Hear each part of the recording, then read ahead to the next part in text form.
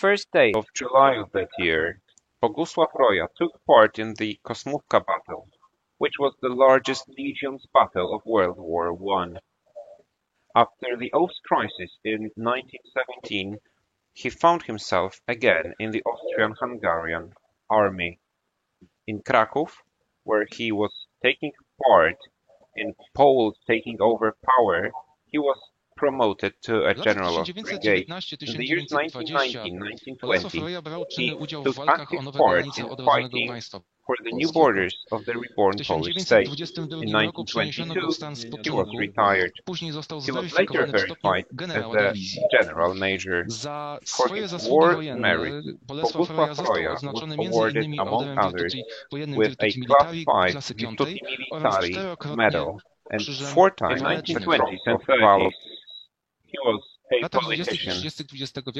In 1928, he became a member of parliament, being a member of Stronnictwo Chłopskie. Earlier on, a supporter of Józef Piłsudski, over time he became his opponent. After the marshal died, he criticized the Sanation government. In 1937, this led to him being detained and kept at a psychiatric ward of a military hospital. In September 1939, Bolesław Roja was 63 years old and he was seriously ill. He was retired and he didn't participate in the defense war. After Poland's capitulation, he was activist for the Polish Red Cross. General was a member of the Polish elite, so he was a potential threat to the German occupying forces that in autumn 1939 started the so-called Intelligenzaktion in territories incorporated into the Third Reich. Teachers, priests, landowners or retired Polish military officers were being persecuted. The same or similar action was taking place in the general government. This was called Alle Aktion, the extraordinary subjugation operation.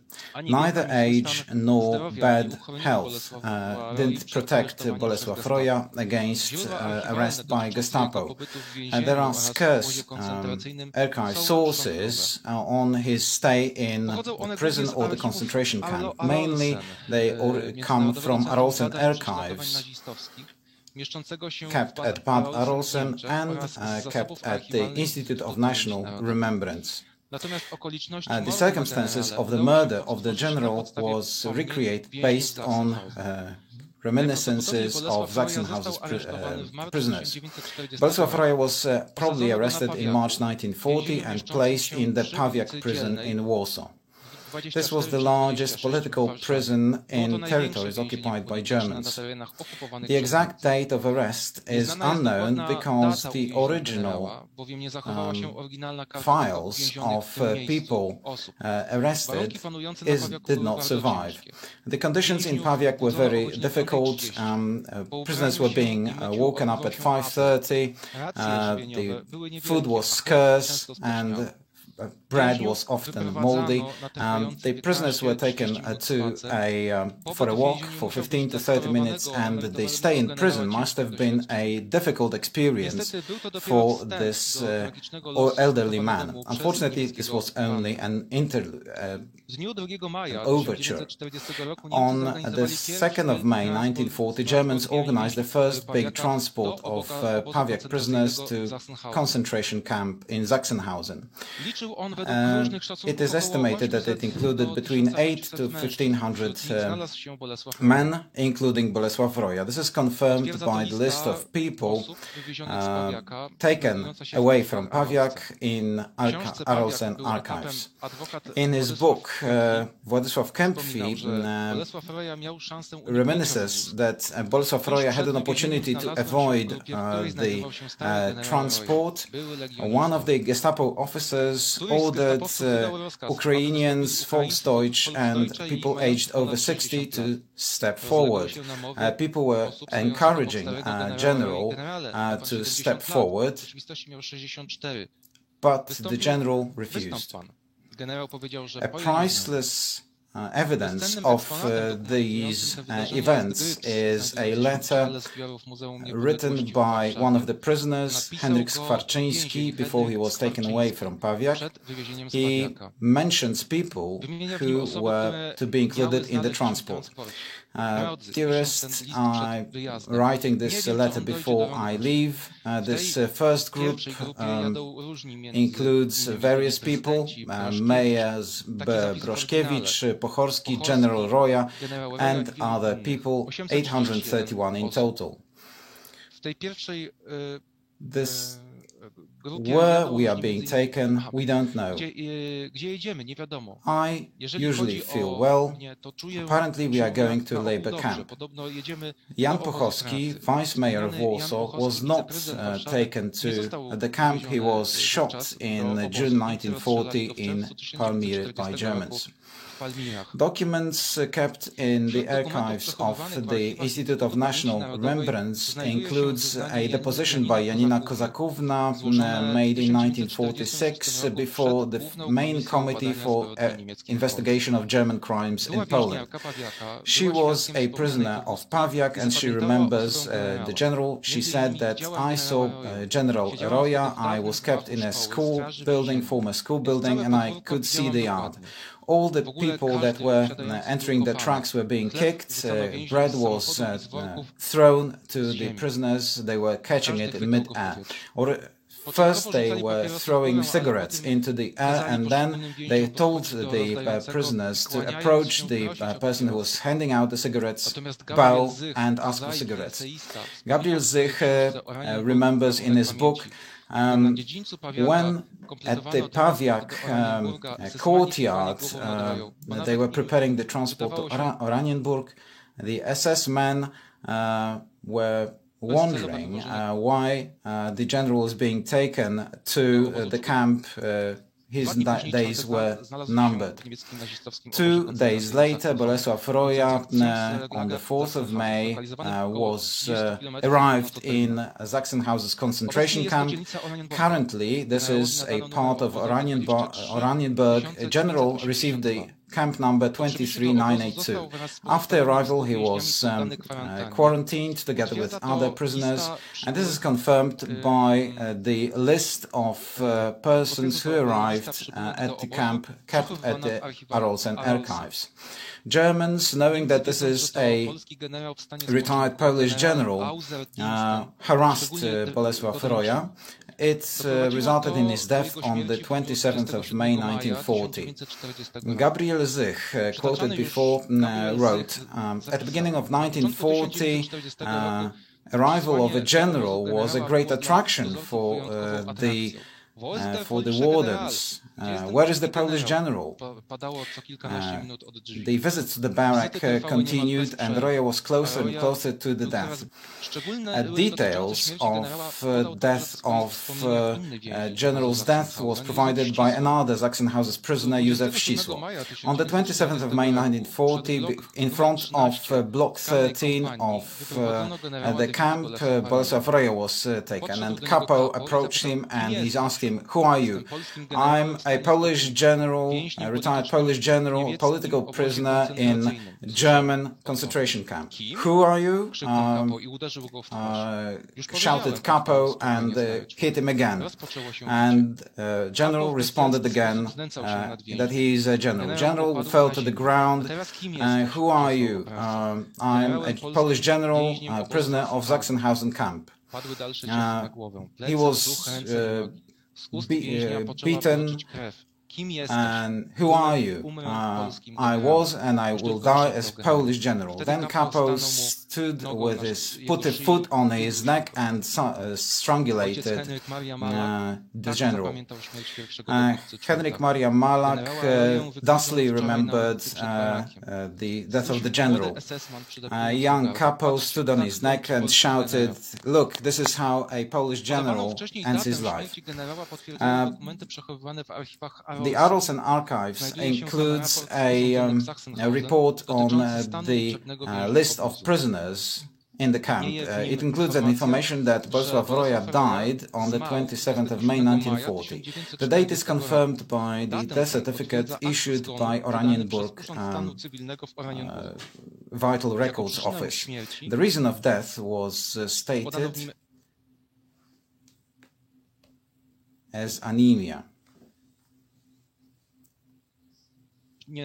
Niezgodnie z prawdą. Wykaz osób narodowości polskiej and it is included in a document published after the war. The general's body was incinerated in Sachsenhausen crematorium. A symbolic grave is placed in Powązki Cemetery in Warsaw. It should be underlined that Bolesław Roja was few of Polish generals murdered by the German occupiers during World War II. Usually generals avoided this fate. They were treated as prisoners of war. In 2017, an initiative was made to commemorate Bolesław Roja by the Association of National Remembrance in Kielce, the city of Kielce, and the Institute of National Remembrance. There was a great support provided to this initiative by Dr. Astrid Ley from Museum of Sachsenhausen. The monument was designed by Krzysztof Witkowski. I will be talking about Polish prisoners of the Sachsenhausen concentration camp. Let me start with a quote. On Friday, on the 1st of September 1939, all prisoners had to meet at the roll call square. There was an incredible tension. It all caused unrest, especially when Hitler's speech was sounded by loudspeakers, the Reichstag speech of Hitler, where he said that Wehrmacht attacked Poland. The situation in the camp changed, according to the accounts. On the day of outbreak of war, the command of the camp introduced new rules that made the life more difficult to for the prisoners. During work, prisoners could only move by running, and the pace in the whole camp increased a lot. Even though the physical burden increased, the food rations were decreased. As a result of that, weak and old people were became more. Result of that, the emaciation of the elderly and weak increased. And again, a quote from Naujoks: many prisoners didn't have strength to go to work. People were apathetic, and the main driver was hunger. They were looking for anything to eat, and they were looking through kitchen waste, and any opportunity to steal a carrot or turnip was an opportunity to eat, and the people would eat those objects immediately. Another new regulation that after the outbreak of war had the effect that new prisoners arriving at the camp were much worse provided for than the colleagues. They didn't receive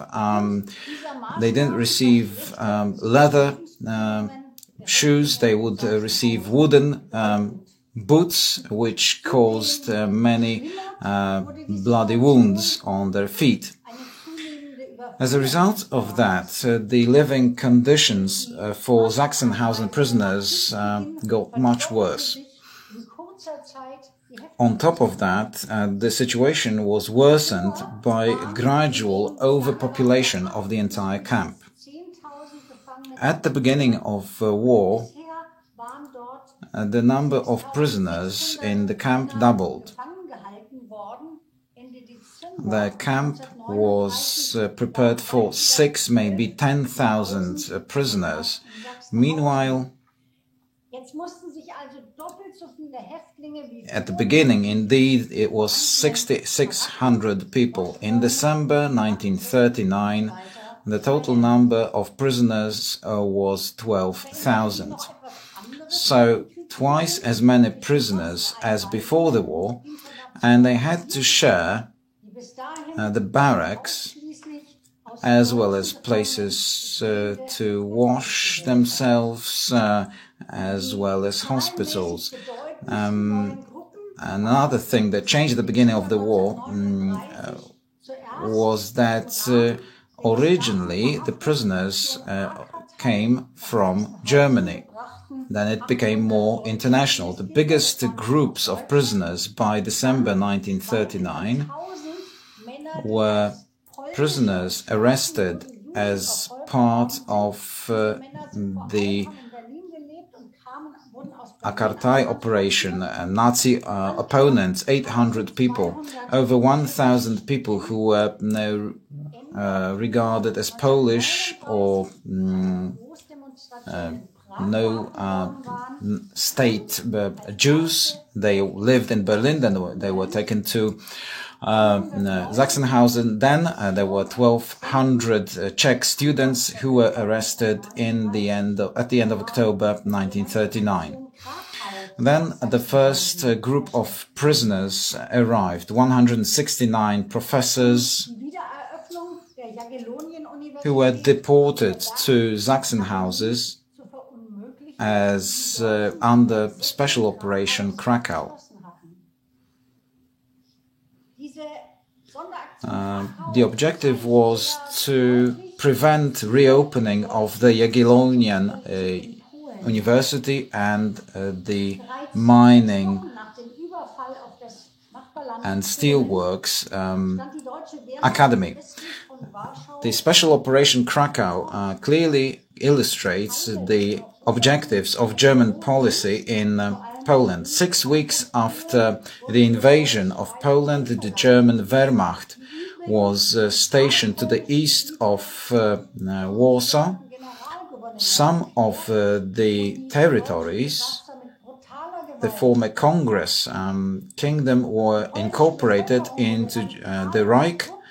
Central part of Poland was transformed into general government, and German occupiers governed with brutal force. Poles were radically exploited and Germanized. Germans also created a racist special law. Volksdeutsch had a little bit more rights, and Poles and Jews had no rights. They were threatened by terror, deportation, and murder. The objective was to destroy the Polish state, not only in political terms, but also in cultural terms.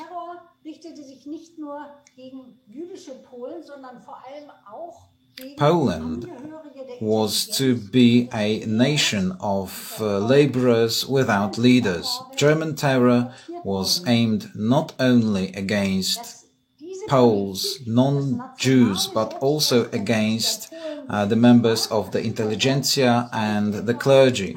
They were persecuted and subject to preventive murders and deportations. This policy was intended to break the self-understanding of Poles. Leon Schalet spoke about it already in 1939. He was deported as a Polish Jew to Sachsenhausen, And he was also present there in November when the Polish professors from Krakow arrived. And in his memoirs, he writes that the information about the brutal division of my country, which just recently was an independent country, the sixth power in Europe, was not as painful as deportation of Polish scientists to the camp. Polish history taught me that 120 years of division and foreign authority did not break the spirit of Poles and didn't change their way of life, because the Polish intelligentsia understood that you can sustain the Polish spirit and Polish culture in spite of servitude. The special operation Krakow was the beginning of the deportation operation of thousands of people from general government to Sachsenhausen. The arrival was also described by Harry Naujok's German communist, and here I quote, completely emaciated with signs of symptoms of beating, which must have happened during transport. They were driven through the camp, and each transport would also bring the dead. Thousands of deported Poles came from all parts of the society, old and young, workers, businessmen, scientists, teachers, judges, politicians, trade union members, and clergy. SS deported them to concentration camps. Anti-Polish Nazi press incited emotions against Poles, and any SS man would search for an opportunity to unload their hatred on defenseless prisoners. And at the beginning, the life in the camp was not that difficult for the prisoners, but the newly arrived Poles were treated in a particularly cruel manner by SS and their helpers. Up until autumn 1940, 15,000 Poles arrived in Sachsenhausen, and the Poles comprised 40% of all prisoners in the camp. What kind of influence it had on the camp life when so many Poles arrived. And you must remember that previously it was purely a German community of prisoners. How were prisoners perceived by other prisoners? What were their problems in the camp?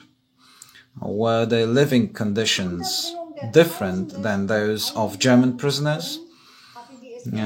Did Poles stick together as a national group? Did they support each other in their daily struggle for survival?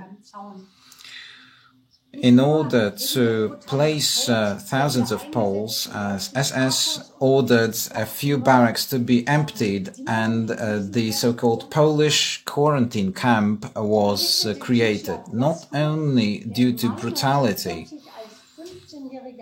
of German capos, but also of block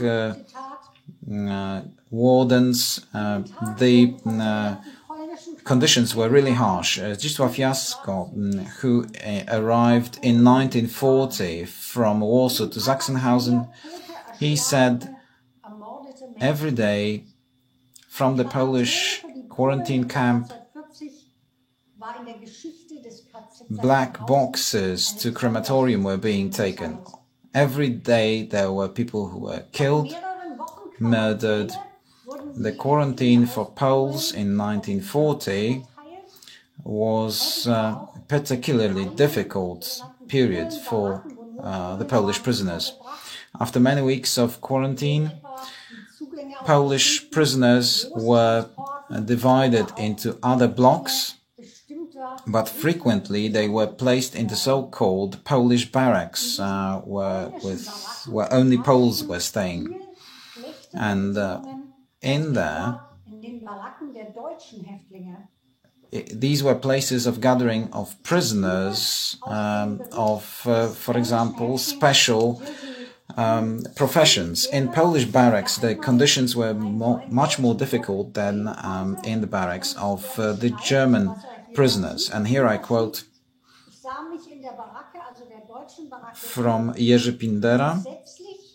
He described what he saw in the German block, and he says, he talks about the differences, and he says, I looked around in the German barrack, and essentially it was like our barrack, but at the same time it was completely different. Our rooms were dark, and floors were covered by a kind of black tar. Also, furniture was not painted, same goes for walls. On the other hand, the barracks for Germans were warm, were painted with a bright paint, and the tables and chairs looked as if they were just polished. We stayed in the same camp as Germans, but it was not the same camp because of very stringent isolation of Poles, which made it impossible to establish contacts with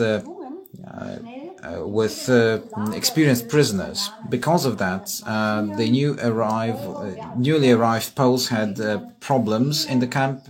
Also, few Poles knew German language, but they were forced to get the hold of the drill in the camp. It was about marching, about fulfilling orders that were given in German.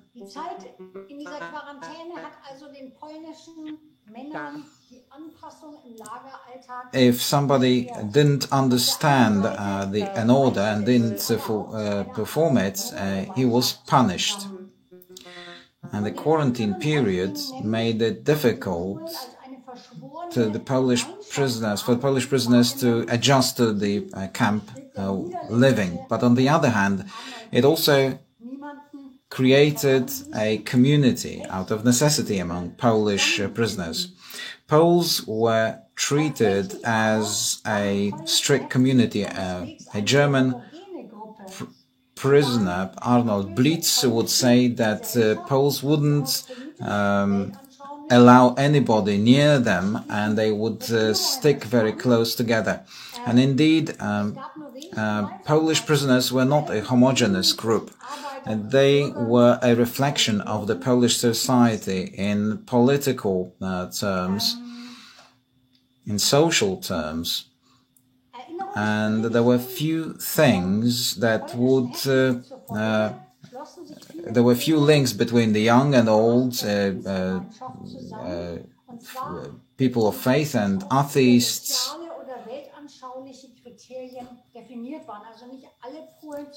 And accounts of Polish prisoners say that the community was created in order to survive. Not all Poles created one group. There were several groups. There was a group of professors from Krakow. They were trying to survive. On the other hand, at the same time, a young scientists would take care of the elderly, and those scientists who were physicians, they would take care of the sick, and Polish priests, they would mentally support each other. In the case of both groups, both groups had the same background in terms of religion, social position, as well as religious rituals. This would bring them together. Mass arrests in Poland after the start of the war. As a result of those arrests, a very big group of prisoners appeared in Sachsenhausen who were not German.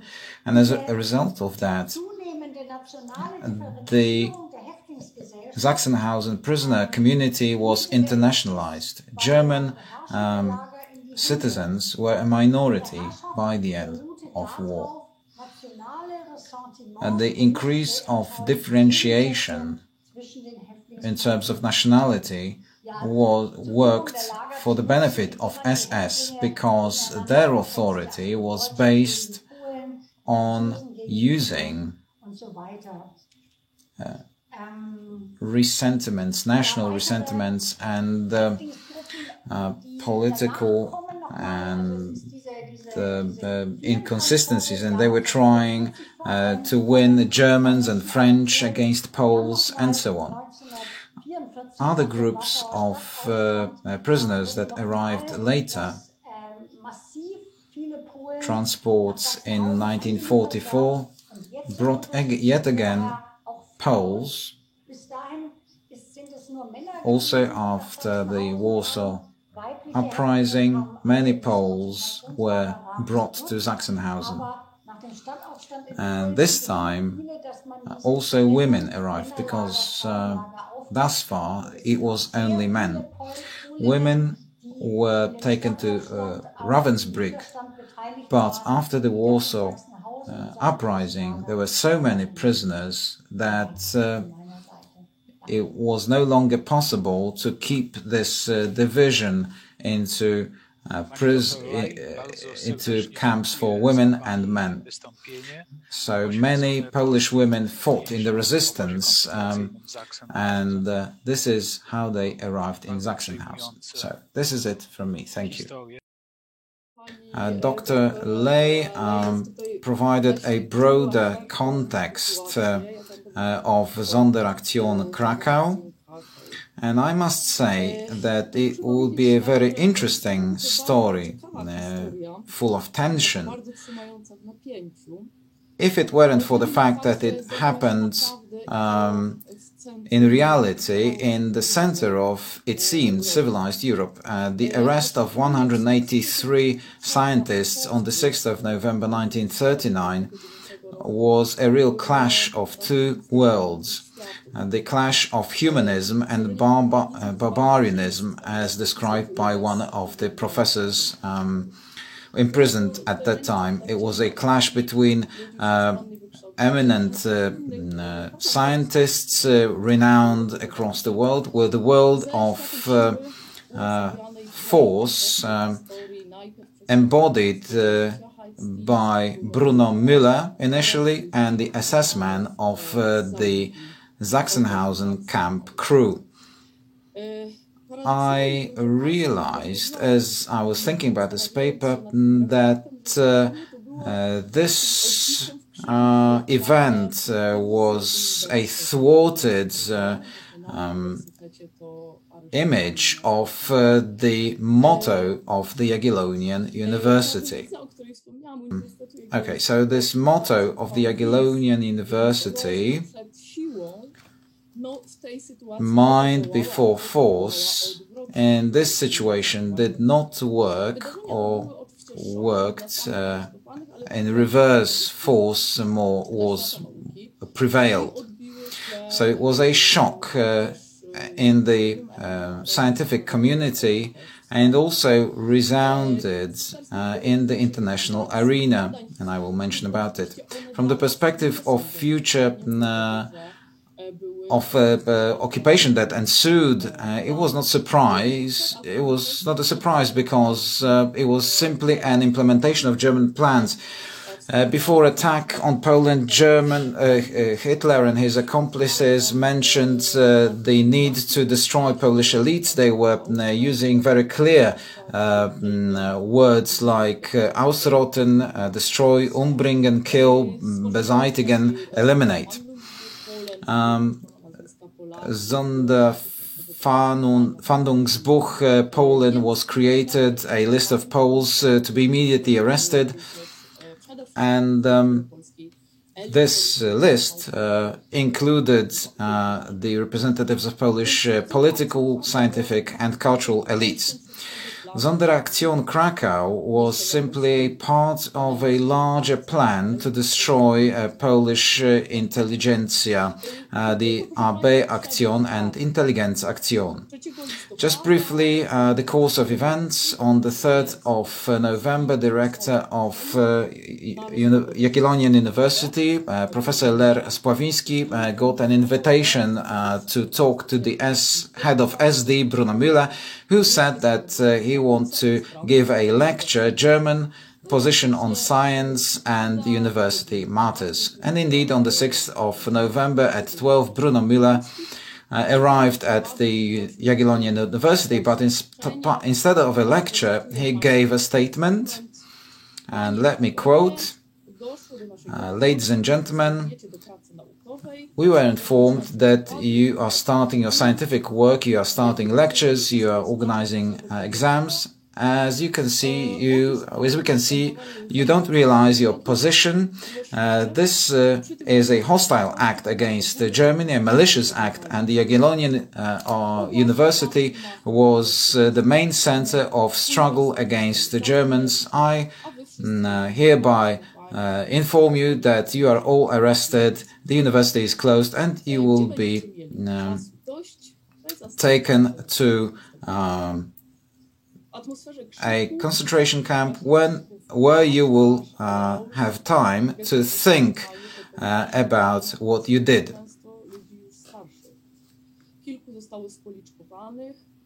In an atmosphere of shouting, raus, alle raus, the Gestapo men brutally pushed the professors, often elderly ones. Some were beaten. Professor Friedrich Zoll, who just a couple of minutes ago was introduced to Müller as a member of the German Law Academy, was hit with a gun butt on his back. The professors were loaded to lorries. A total of 183 scientists were arrested. As was mentioned before, that they were from the Jagiellonian University and from the AGH. They were taken to the Montelupi Street prison and 3 days later to the prison in Wrocław, where they were kept until November the 26th. And already in the Wrocław prison, the professors started what they practiced later in Sachsenhausen, the habit of providing lectures, talks, meetings, you could say, about science on topics they dealt with themselves in Wrocław. Let me give you 2 or 3 examples of those lectures, including ones about history, Ibrahim ibn Yaqub and his traveling in Slavic states in the 10th age, about the origins of civilization in Asia and in Egypt, about the Silesian dialect. These were some of the topics. On the 28th November, they were taken on a train to Sachsenhausen.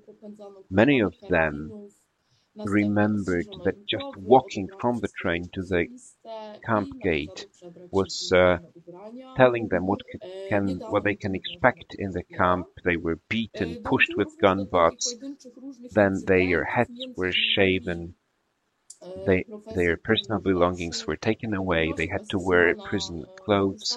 On that day they received no food. There were also numerous incidents, isolated incidents. For example, Professor Kazimierz Lepszy, who asked an SS-man to keep a cross that he wore on his neck. The SS-man pretended to agree to that, but first he told the professor to kiss the cross, and then he hit him on the face. This was repeated a few times, and in the end the SS-man destroyed the cross anyway. On the next day, after coming to Sachsenhausen, the prisoners were split. The Jewish professors were taken to the Jewish block, and the professors were taken to the Pfarrer block, the priest block. The stay in the camp was not especially different for these special prisoners. from what was typical and described before, the conditions were the same as we know from the memoirs, from documents of other prisoners. But let's remember one thing, that it was the autumn, it was late autumn and winter when the professors were there. And as I said, some of them were elderly, so I believe this is important.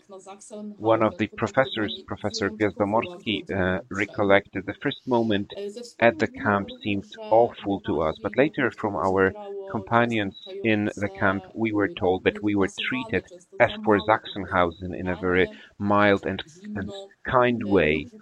The memories also demonstrate that the scientists suffered most from lack of proper clothing. The clothes were too small, they felt cold, the barracks were unheated, there was insufficient food, both in terms of amount and quality. Gwiazdomorski wrote, I quoted, there was very thin soup with a few groats in it. We kept being hungry in the camp. Well, paradoxically, or in a grotesque way, I would say,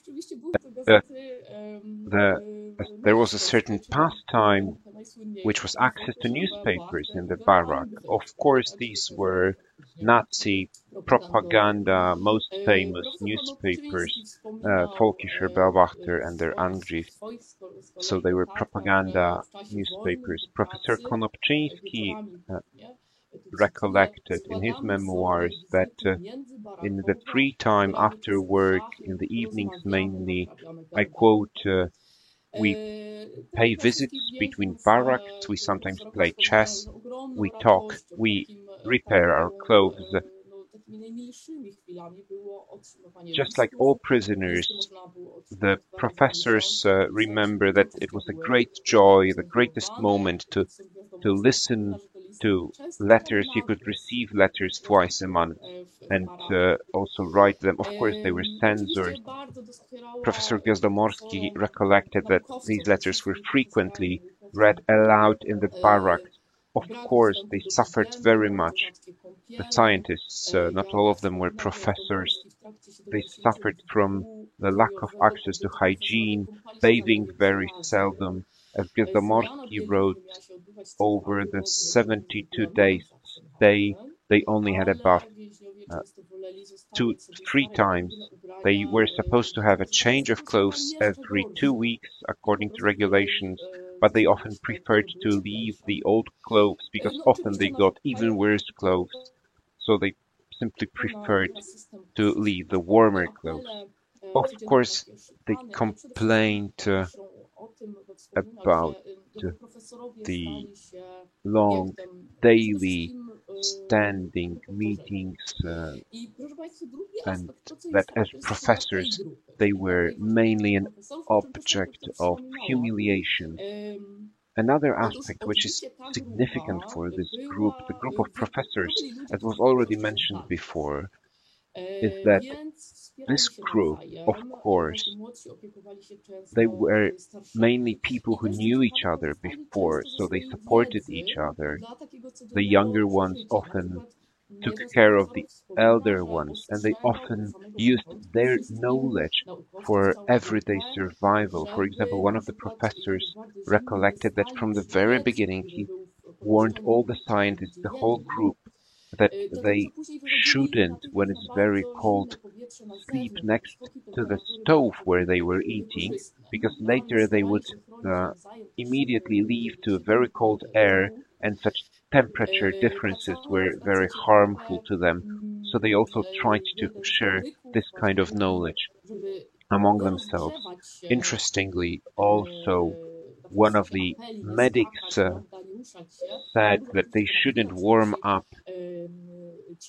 For example, when standing outside, they shouldn't jump, they shouldn't move, because of course this for a moment brings some heat, but you lose calories which you cannot make up for because you don't receive sufficient nutrition. And a very characteristic thing and a very incredible one were the lectures. During the stay, they had over almost 300 lectures. Of course, they usually discussed their own topics, their own research. They also taught languages, not only European ones. For example, there were courses, let's call them, of languages such as Turkish, Hungarian, Serbian, so less typical languages, you could say. Professor Konopczyński remembers those lectures organized as that there was a dozen or so, or even a couple dozen of prisoners joining these lectures. And again, here I'd like to give you some topic examples how very varied they were, because they had very different authors of these lectures. For example, we have lectures about space radiation, about migrations of ancient peoples, on ways of measuring time, on the origins of writing, on the structure of atom, about Islam, about Cardinal Richelieu, about works of art. So from all possible areas we had examples.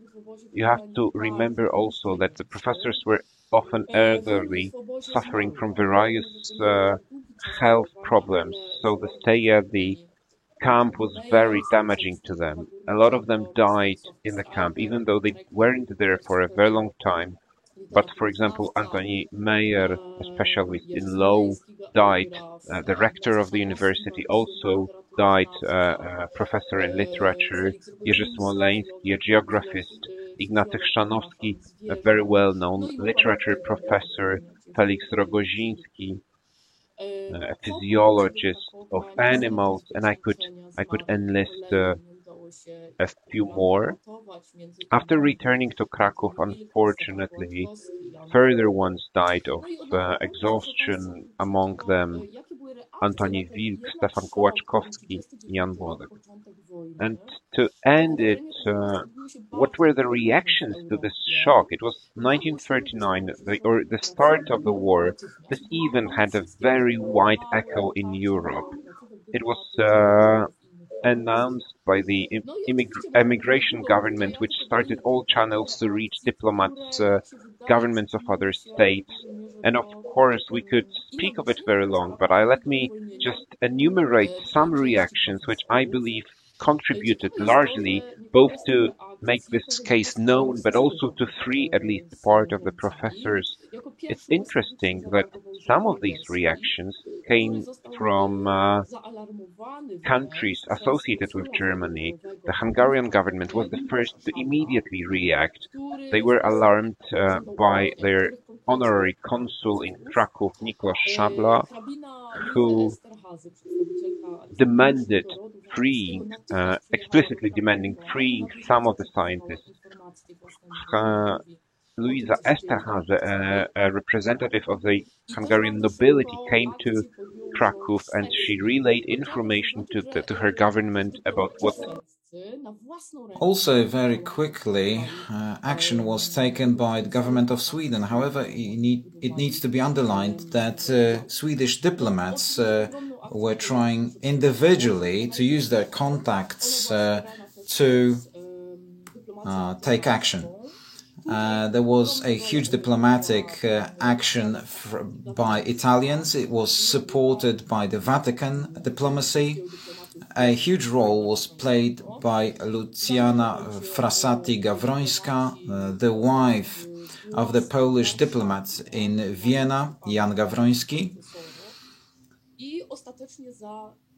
Italian diplomats in Warsaw got involved, Mario Di Stefano and Guido Vincenzo Soro, and finally Mussolini himself and Hrabia Ciano supported the Polish scientists, and the historians believe that it was the Italian action that contributed the most to the release of the professors. Also, other countries took action: Yugoslavia, Bulgaria, Switzerland, Spain, Greece, Austria, Belgium, France, the US and the UK.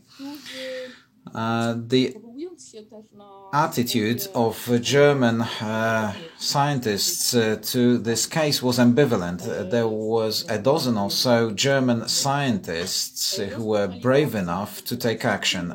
They would evoke their friendship, personal friendship with Polish scientists, started a protest action. They started to pressure the Berlin authorities to release those prisoners. They wrote letters, and the letters were signed by famous professors.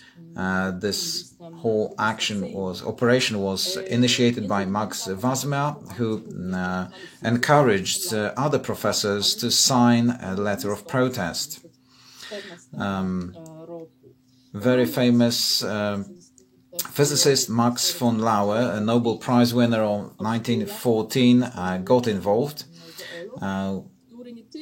Professor Karl von Fritsch, an Austrian, had great achievements in this operation. Not only did he intervene personally, but he also stayed in touch with the wife of one of the professors, Roman Wojtusiak, who was not released from Sachsenhausen, but he was later taken to Dachau and released from there.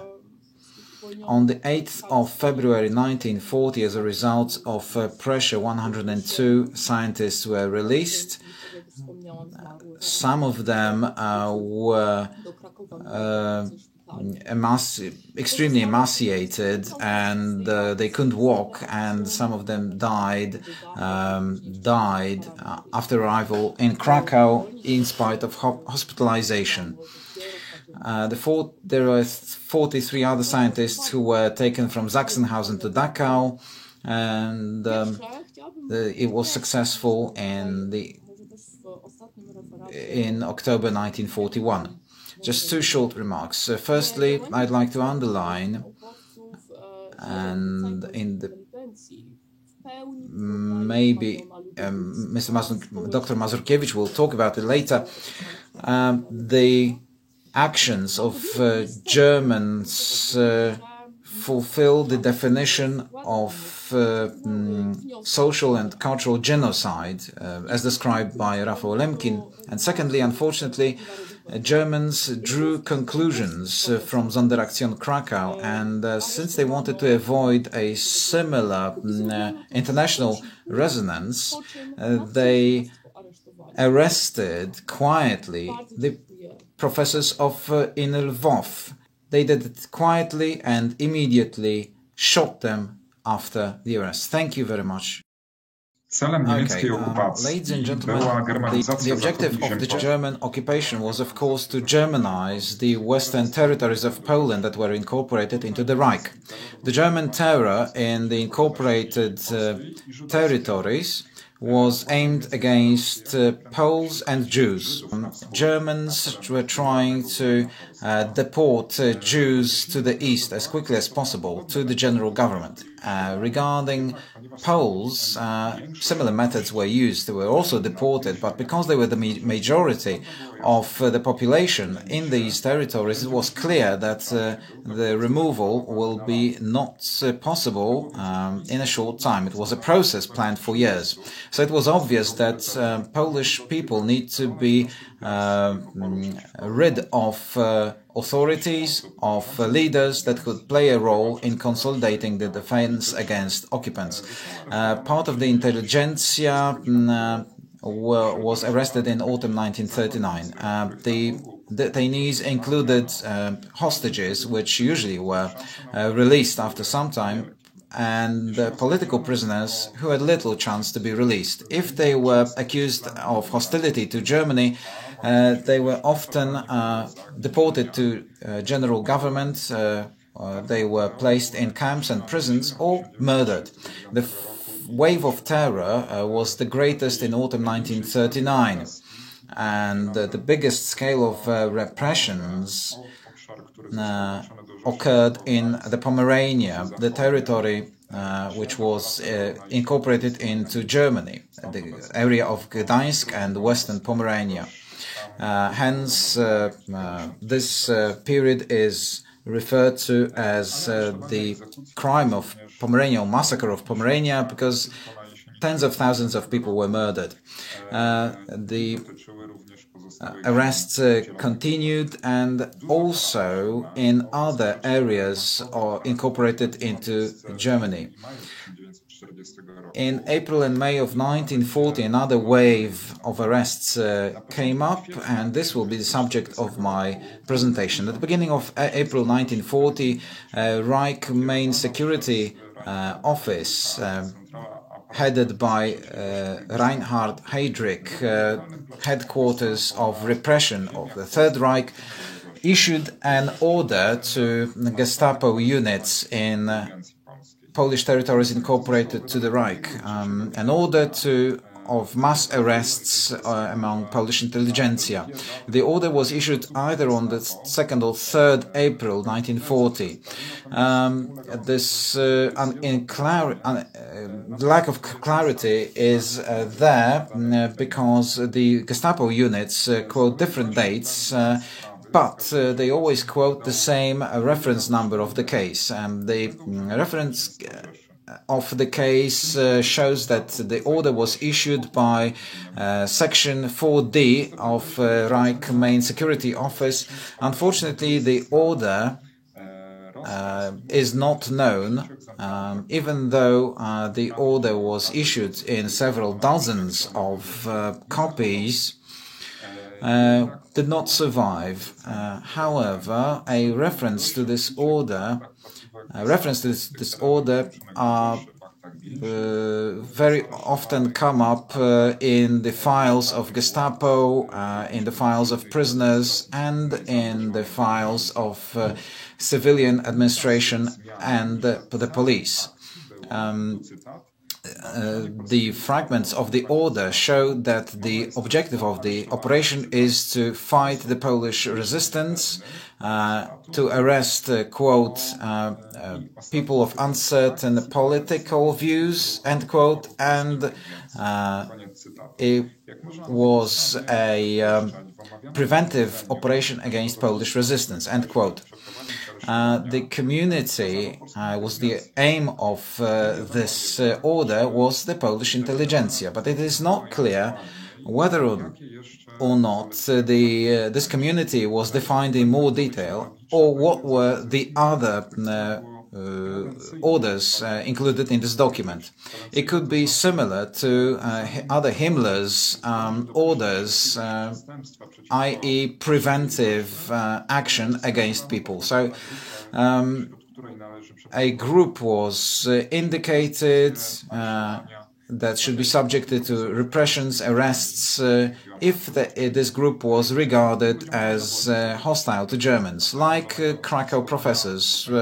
Cracow professors didn't conspire, didn't act against Germans. They were simply classified as enemies of the Third Reich, and they were put under subjected to repressions.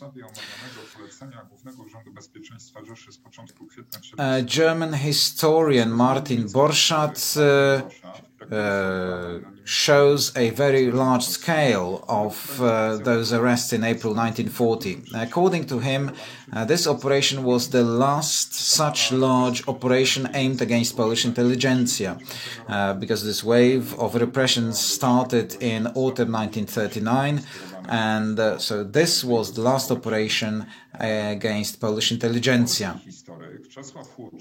Polish historian Czesław Łuczak estimated that occupation authorities in April and May 1940 conducted the greatest operation of deportations to concentration camps in Polish occupied territories, and 20,000 Poles were affected. Both historians indicate that arrests of April and May 1940 were not localized. Those arrests were conducted simultaneously in all territories incorporated into the Reich, starting from the Suwałki region, area of Ciechanów in North Mazovia, in the area of Gdańsk and Western Prussia, in Wartaland and in Katowice area. Czesław Łuczak thusly described the operation in Wartaland. The occupation authorities, under secret order of the 2nd of April 1940, in April and May 1940, conducted the biggest operation of deportations to concentration camp that affected 5,000 people, including in the powiat of Ostrów Wielkopolski 150, Gostynin 134, Kalisz 103, Mogilno 95, Kępno 75 and Śrem 45. Among all Poles deported to concentration camps as part of the operation, only few percent survived the war. A more detailed data on the numbers of detainees is available for the Łódź area. In April and May 1940, from this area, 5 transports were sent to Nazi concentration camps, including 2,995 people. In the case of 1,024 people that were deported to the camp of Dachau, included teachers, clerks, students, and only few percent included creative intelligentsia and free professionals.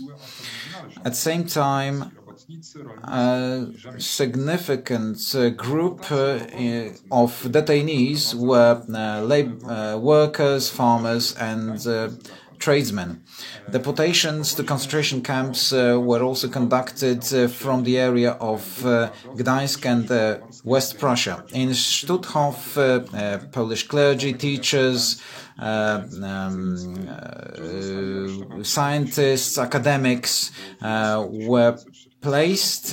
They were arrested between autumn 1939 and spring 1940, and then between 8th and 9th and 18th and 19th April 1940 they were taken to KL Sachsenhausen, in total 1,800 people. In May 1940 they were divided into 2 groups. The clergy were sent to KL Dachau and teachers were sent to KL Mauthausen.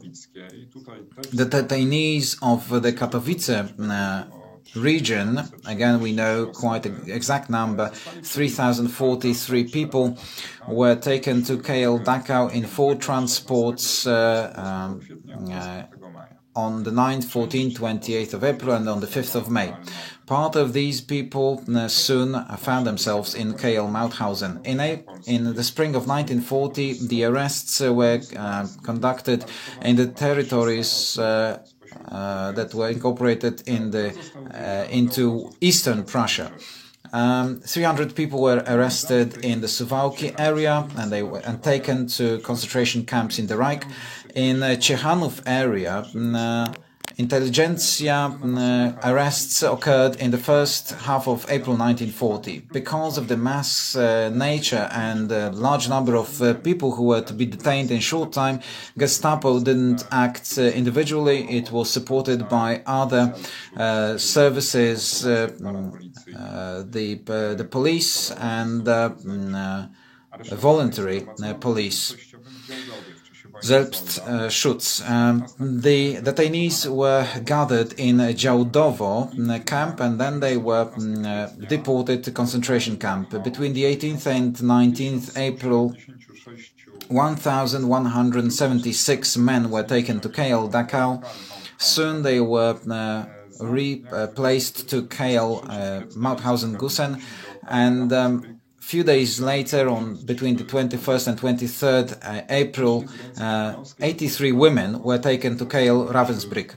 In total, 1,259 people were deported from the Ciechanów area to concentration camp in the Reich. But the number of detainees, in fact, was larger. it's beyond doubt, because individual people were detained and placed in the sold-out camp, but they were then released as a result of employers, especially German employers, who were able to show that a person is necessary for their operations. And these cases, there is evidence for these cases. It is, of course, difficult to determine what was the scale of this phenomenon. The detainees, 1/3 of the detainees were, 2/3 were representatives of the intelligentsia, teachers, clerks, landowners, politicians, social workers, also policemen, officers and clergy, and 1/3 of the detainees were non-intelligentsia members like farmers, tradesmen and workers. In the case of 1,259 people arrested in the Ciechanów area, about 10% were released from concentration camps, mainly in the summer and autumn of 1940. And again, those first to be released were people who got support from their employers with the support of German authorities. And this must have been, this kind of support must have been a significant help. Of course, the mortality rate was varied a lot. The people who were detained in April 1940 spent 5 years up until liberation. What's interesting, I've mentioned over 80 women were sent to KL Ravensbrück, and the mortality among this group was not high, only a few percent. However, among the men who were sent to KL Dachau and Mauthausen, the mortality was much higher, several dozen percent.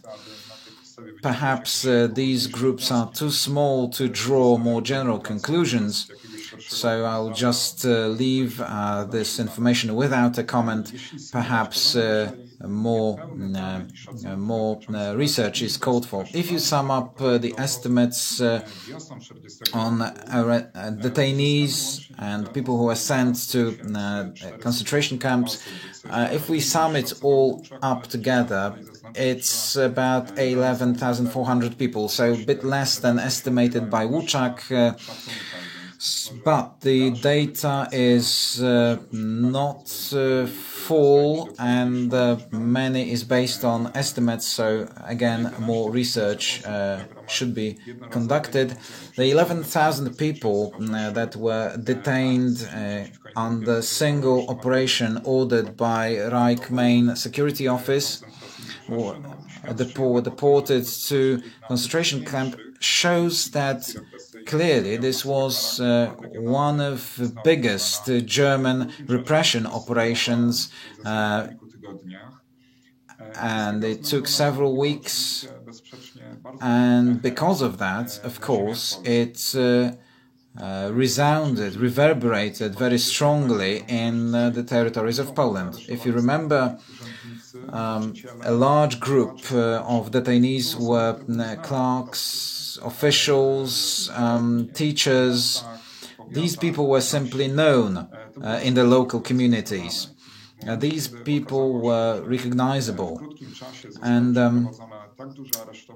when it turned out that so many people were arrested in such short time, all people in the incorporated territories could mention a person that they knew that was arrested and deported to the concentration camp. Of course,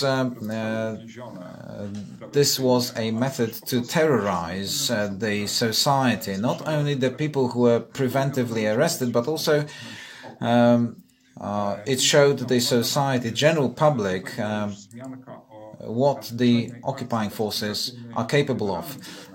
We've heard about the subjugation operation in general government, which coincided with this operation. We don't know whether or not this was ordered from Berlin. Probably yes, but again, more research is necessary to conclude whether these two operations can be interpreted as part of the same enterprise. Thank you for your attention.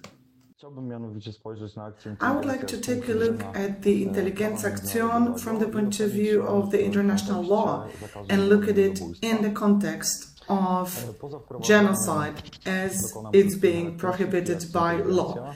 I will talk briefly about the Intelligenzaktion, a little bit from a different perspective than the speaker before me, and then I will move on to the legal definition of the crime of genocide, and I will try to show you Intelligenzaktion as a part of a larger campaign to exterminate the Polish nation. In 2010, in the book on genocide in the 20th century, it was stated that due to the fact that we have been looking at individual cases, we have lost our ability to generalize, and if we don't have comparative analysis, then we cannot build theories, and we are lacking perspective. This context really suits the context of genocide studies that at some point focused only on the Holocaust, which on the one hand led to the fact that all these studies lost relevance, all the studies beyond Holocaust, and also all the other cases of genocide were largely forgotten, but without being able to relate parts to a broader whole, we're losing perspective. So specialists had a hard time studying genocide and different cases of genocide with relevance. Right now we're getting back to a more comparative approach, and the way I look at this problem, I look at three aspects. The historical aspect, for example, the plan to exterminate Polish intelligentsia and largely the Polish nation, then of course the notion of victims and perpetrators of genocide during the Second World War in Poland, but also outside of its borders. We have to also look at cases that took place in the Third Reich or in the Soviet Union after the German invasion of 1941. This problem was also mentioned by Wanda Jarząbek last year. She talked about a more general or generalized approach. She published a study on Wola crimes in 1944 committed in the Warsaw district of Wola, and I think her approach is very interesting. The second thematic aspect that I look at is theoretical and legal dimension. So how can we assess or look at mass crimes like Intelligenzaktion or some special campaigns and all the other actions that led to the destruction of the Polish nation by German authorities. I also look at historical and legal aspects, but I mean here the history of law. We're trying to look at facts and what occurred, judging by documents and studies, but from the perspective of the law that existed in the moment when all these crimes were committed. So, for example, we have to look at crimes committed by Allied forces, and I'm talking about the International Military Tribunal in Nuremberg, and I'm talking about trials that took place in Poland and in Germany, both republics. Also, there were studies of the past and evaluation of the studies and events from the past in the light of the law that existed then. But, well, such research was taking place during Koch's trial in Poland. That case was heard by a Polish court, but actually at that point in the late 50s, history of the law is not studied anymore. Unfortunately, Intelligenzaktion maybe is not rightly called this way, referring to intelligentsia. We have reasons to believe that many of the victims were not really part of intelligentsia. In German documents, they're talking about cleansing, getting rid of leaders, the Tannenberg operation, ethnic cleansing. So I think that the main characteristic of all the victims is the fact that all these persons were the notion of Polishness and were the carriers of the notion of Polishness, and they could propagate Polishness in their local communities.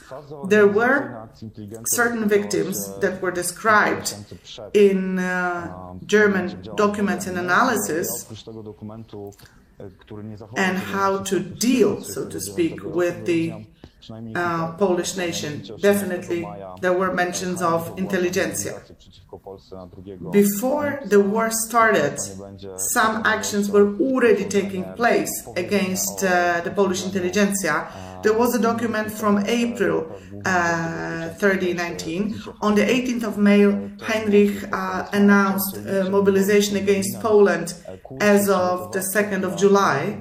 So, also in May, Zentralstelle 2 was created in SD. Then in June and July, near Berlin, there were courses, preparatory courses for those who were supposed to exterminate the Polish nation.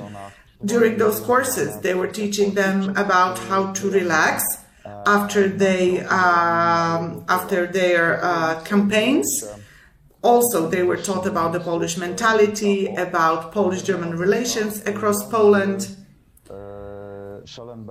So these people were very well versed in all the aspects of Polish life and the Polish culture. On the 5th of July, there was a meeting of executives of Gestapo. Werner Best took place, also Walter Schellenberg, who represented the security division. And then starting from the 5th of July, there were, and after the 14th of July, more meetings were taking place in order to prepare the entire campaign against the Polish nation, including deportation. But at that time, Hitler did not share his plans with anyone. At that time, he did not issue any orders, but he made some of his people proxy, authorizing them to do the cleansing, as Germans called it. In August 39, right before the war started, right next to Gestapo, the Tannenberg division or the Tannenberg office was created. The name Tannenberg refers to a moment from our history from the 15th century when Germans lost a battle against Poland. Of course, it was in the Middle Ages. It's difficult to call these soldiers Germans, but still, it was a pain point in the German-Polish history. So that's why the division was called Tannenberg, from the Battle of Tannenberg. And then in July and in late August, more agreements between Gestapo and the Tannenberg operation were signed. Then the 5th column was consolidated in Poland. A organization of spies and operatives was built. Lists of names of persons to be arrested were created, just like Marcin before me mentioned. Names on the list were names of people who could possibly be a threat to Germany, even though they hadn't committed any crime, but the Reich believed they could be committing crimes against Germany. And of course, a few scenarios were built for the invasion. There was a very interesting publication from Katowice talking about lists of names of people to be arrested. These lists of names were created locally. It was at best coordinated by Gestapo, but no more. So different independent lists of people to be arrested were created. The central list was consolidated later on. So in creating these lists of persons to be arrested, local communities were taking into account and who was respected in those local communities. So activists, clergymen, sometimes farmers, so not intelligentsia, landowners, representatives of the world of art and culture, scientists. In the agreement of the 29th August, it was stated that it was prohibited to torture or kill any of the detained and arrested Polish citizens, in order to simply reassure Wehrmacht as to the code of conduct, because generals were not to be aware of what the cleansing was supposed to look like, trying to reassure, as I said, Wehrmacht. The Intelligenzaktion started on the 1st of September 1939, so when the invasion started. Best became deputy of Heinrich, deputy head of the security police. Then between the 7th and the 23rd of September, there was a process where local groups like Isaac Commando 16 started working more independently and started working independently from Wehrmacht. And there was one specific group of EG that worked in the Pomeranian region. Then in the beginning of October, there was a meeting of commissioners, directors of Einsatzkommando 16, giving more information about how the campaign was going on, how extermination of the Polish nation progressed.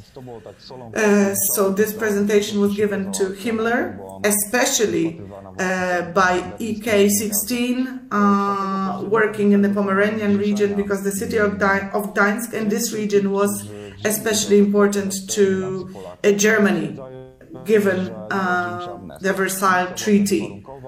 So this is how special focus was placed on Gdańsk and its region. Then in early October, there was amnesty. In early October, amnesty was given to everyone who took place in Intelligenzaktion, and it was the argument was that all the atrocities committed by the Polish people had to be revenged. Then on the 14th of October, the final meeting on the extermination was took place.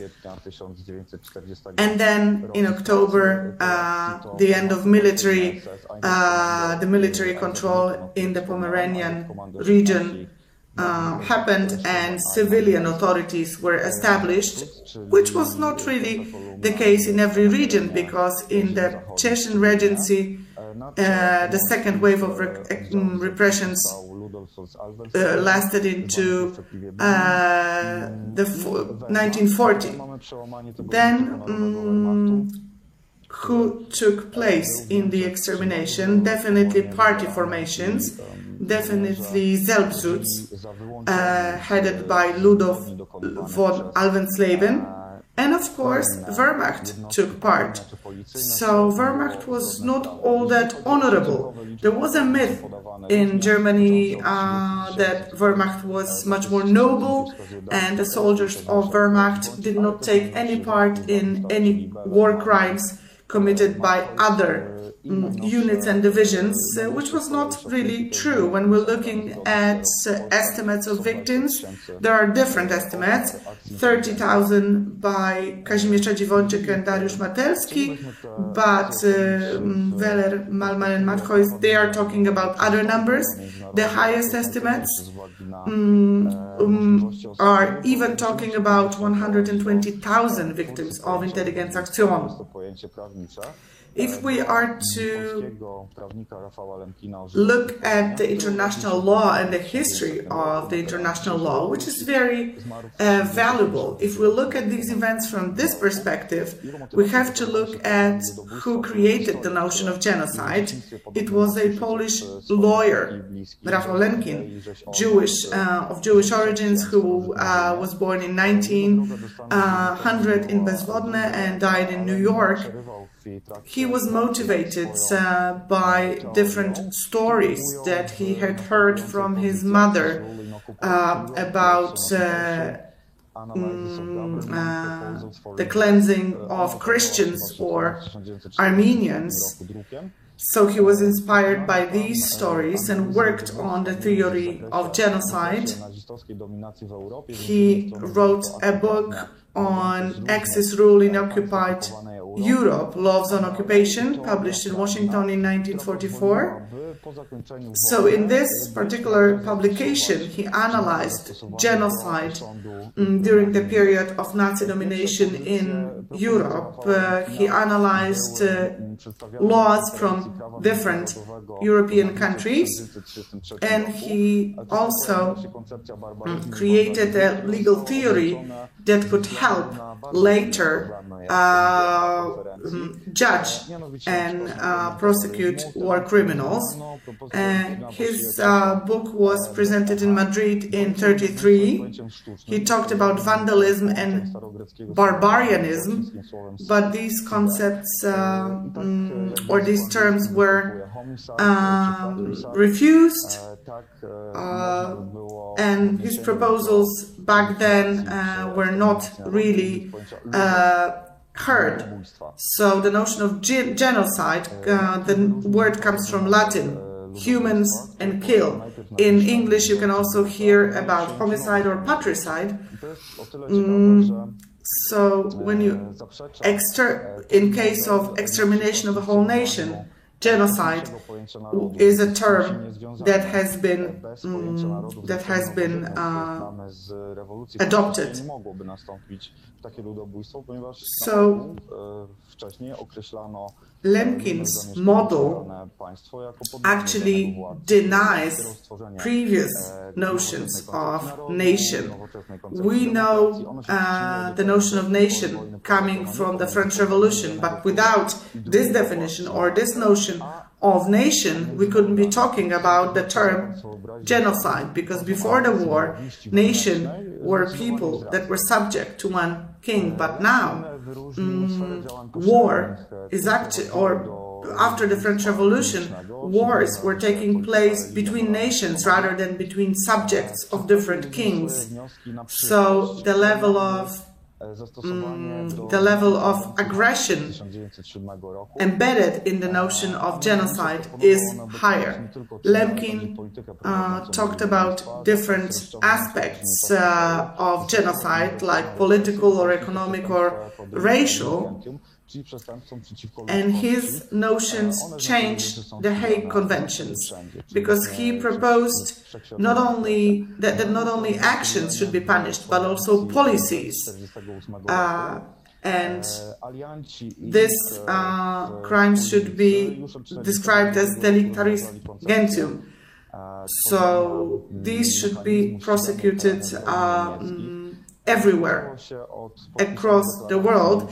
It was included in the UN Convention of '48, the Allied forces, since 1942, were already considering creating a mechanism for prosecuting German crimes. The Special Declaration of St. James was signed in London. Poland was one of the signatories. Then in the Moscow Declaration of 1943, the special mechanism of trials was created, including extradition. And then in the German agreement, the International Military Tribunal was established, where war criminals whose actions go beyond the territory of one country should be tried before that particular international tribunal. Lemkin's proposals were not adopted. His idea of a notion of a crime against peace, crimes against humanity, and the argument was that such crimes existed before that. They existed not inside treaties, but they did exist. And the international law actually is characterized by the fact that most of standards, most of its norms are non-treaty. So the prohibition on genocide that Lemkin proposed was motivated by that, but in the end it was not adopted. Also lawyers, they don't go back to the very origins of genocide, but actually they are saying that genocide is mass killing of civilians on occupied territories. So crimes against the Polish nation are war crimes because they are against civilians of a hostile country. But crimes against Polish citizens that lived on the territories of the Third Reich or victims of Holocaust that were of German citizenship, these are crimes against humanity. But Jews who lived in Poland and were Polish citizens, they were treated as civilians of a hostile nation. So these crimes are war crimes indeed. So there is a very precise legal definition and differences between crimes against humanity and war crimes. This structure and this construct coming from the UN Convention indeed says that genocide is not only occurring during the times of war. Genocide can also occur and be punished outside of the times of war. Also, there was an assumption that genocide should be prevented rather than just prosecuted and punished. What actions or crimes are included in the broader notion of genocide? Article 2 of the Convention of 1948 describes it, saying that genocide is an action or an act with the intent to exterminate whole or a part of a national, ethnic, racial or religious group. So this means that a group or a nation can be exterminated not only wholly but partially, and it would also be considered genocide. So on the one hand, a person, an individual, is murdered, killed, but if it's motivated by their national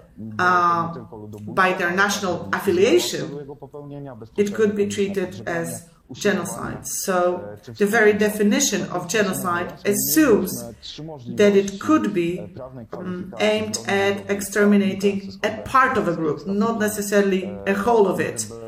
But genocide also includes inciting to murder, also conspiring to commit genocide, or attempt to commit genocide or being complicit in genocide. The International Military Tribunal, its statute and the convention were all ascribing to these definitions. When you look at the extermination of Polish leadership, we have to look at it in a more general context. So is there any link between AB Aktion and Intelligenzaktion? To me, there is a link. In journals, in Frank's journals, there are mentions, especially in the edition that was published in the 70s, there are mentions of the fact that he received his orders straight from Hitler, so he was fully authorized to act. But now these actions should be more deliberate and disguising them or linking them with the invasion of Benelux, the Nordics or France. He was saying that it should be done in a way that's more concealed, less obvious, so that links between these crimes are never established. And indeed, very few people have established these links. But when we analyze documents from back then, we have to say that Polish leaders and elites were meant to be exterminated immediately. Other Polish nationals who were living in Poland, in the Soviet territory, in Germany, they were to be exterminated later. But first of all, resistance forces were supposed to be exterminated. Laborers and Polish slaves were supposed to be killed off gradually, while persons who could be Germanized, they were not to be exterminated, they were supposed to be Germanized. Extermination of Jews, that's another matter altogether, even though I consider it because Jews, or many Jews, had Polish citizenship. The analysis of mass crimes and genocide against the Polish nation and prosecution of German individuals who were responsible, I have described it in my monograph that was recently published, so I invite you to get acquainted with it. I tried to describe the law, and I had tried to describe latest historical research and link it to what we already knew about these crimes. We have a problem with generalizing, with taking a broader view of the crimes against the Polish nation. Maybe because it was not the very scale of these crimes. It was not as large as in case of Pomerania or in case of Jews. And we are definitely very much attached to the notion of Holocaust as genocide. So we're not looking at any other possible cases of genocide because they are sort of overshadowed by Holocaust. Prohibition, ban on genocide, that ban did not hold during the war.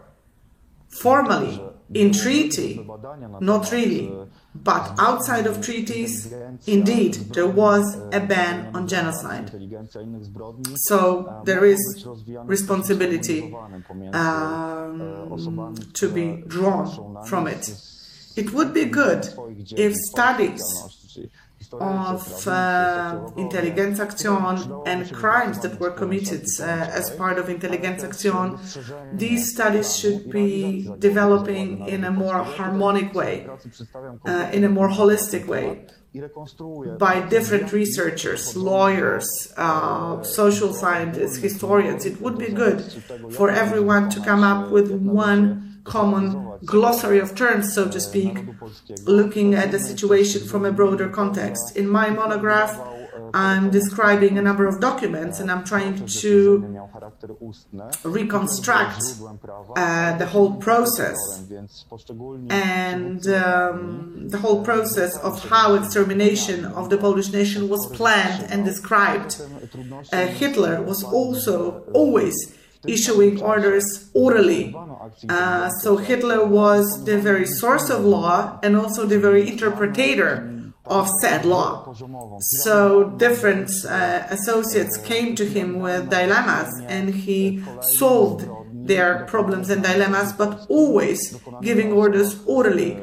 During the time of Intelligenzaktion or Abwehrktion, there were other crimes committed at the same time. So we have a whole pyramid, layer upon layer upon layer of crimes against the Polish nation, against persons with mental disabilities, Jews, many other groups.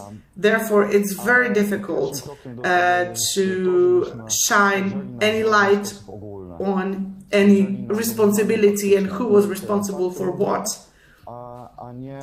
I think this approach to genocide studies will be very difficult. It will take years. But our first step is to take a more general view, is to take a look at the facts. Let's allow for facts to speak for themselves, not euphemisms that Germans were using in their written documents. All their tricks, they should not prevent us from allowing the facts to speak for themselves in order to uncover the whole truth about crimes against the Polish nation committed in Poland. Thank you very much.